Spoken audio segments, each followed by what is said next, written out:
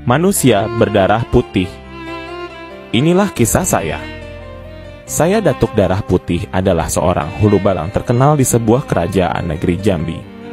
Saya disebut Datuk Darah Putih karena ketika terluka, darah yang keluar adalah darah putih, bukan warna darah merah seperti orang biasa. Saya memiliki seorang istri yang sedang hamil dan saya juga patuh pada titah raja karena selalu bisa menyelesaikan seluruh tugas saya dengan baik. Sang raja pun sangat hormat kepada saya. Saya memimpin pasukan inti kerajaan yang terdiri atas orang-orang pilihan.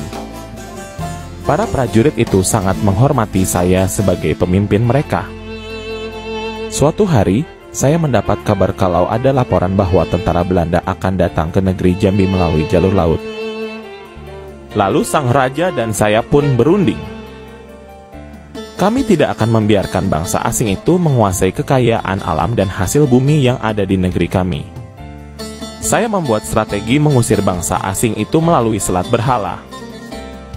Saya mempersiapkan pasukan dan segala perlengkapan serta keperluan perang yang tangguh. Yang dimana pada saat itu, istri saya sedang hamil tua. Namun karena atas titah raja, istri saya pun tetap tegar. Lalu istri saya dan rakyat mengantar kepergian saya dan prajurit untuk berperang, serta berdoa untuk keselamatan kami. Sesampainya di Pulau Berhala, saya membuat benteng-benteng pertahanan. Selama menunggu musuh datang, saya juga melatih mental para prajurit itu. Akhirnya, datanglah iring-iringan kapal Belanda. Saya segera memberi aba-aba pada pasukan untuk menyerang. Pasukan saya lalu berloncatan ke kapal pasukan Belanda sambil memainkan pedang dan keris mereka ke arah pasukan Belanda. Dan pasukan Belanda dapat kami kalahkan dengan strategi yang telah saya susun. Beberapa hari kemudian, datanglah kapal-kapal Belanda dengan serdadu yang lebih banyak. Mereka dilengkapi meriam dan alat-alat perang lainnya. Namun, pasukan saya tidak takut. Pertempuran itu berlangsung tidak imbang dan memakan waktu berhari-hari. Saat sedang berperang, saya terkena tebasan pedang. Darah mengalir dari leher saya. Dalam keadaan luka parah tersebut, saya tetap tegap dan masih bisa untuk berperang. Saya mengingatkan kepada pasukan untuk terus bertempur hingga titik darah penghabisan.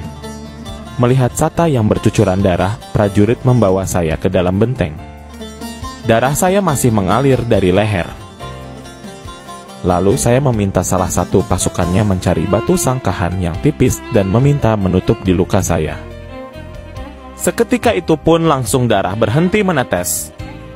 Ketika lukanya sudah tertutup, saya segera berdiri dan melanjutkan pertempuran. Semua pasukan pun pantang menyerah.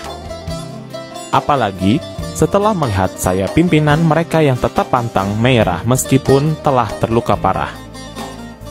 Akhirnya pasukan saya kembali memenangi pertempuran. Serdadu Belanda kalah. Setelah peperangan selesai dan memenanginya, semua pulang ke kerajaan. Tapi saya dipapah karena terluka parah. Sesampainya di rumah, saya pun disambut istri tercinta dan anak saya yang ternyata telah lahir. Saya langsung mendekat bayi kecil itu dengan perasaan bahagia. Lalu, saya meletakkan anak saya kembali ke dalam buayan. Saat di rumah, saya duduk di lantai lalu berbaring. Saat itu pula saya menghembuskan nafas yang terakhir. Namun, saya tampak bahagia karena telah bisa membela rakyat dan melihat kembali istri dan bayi saya.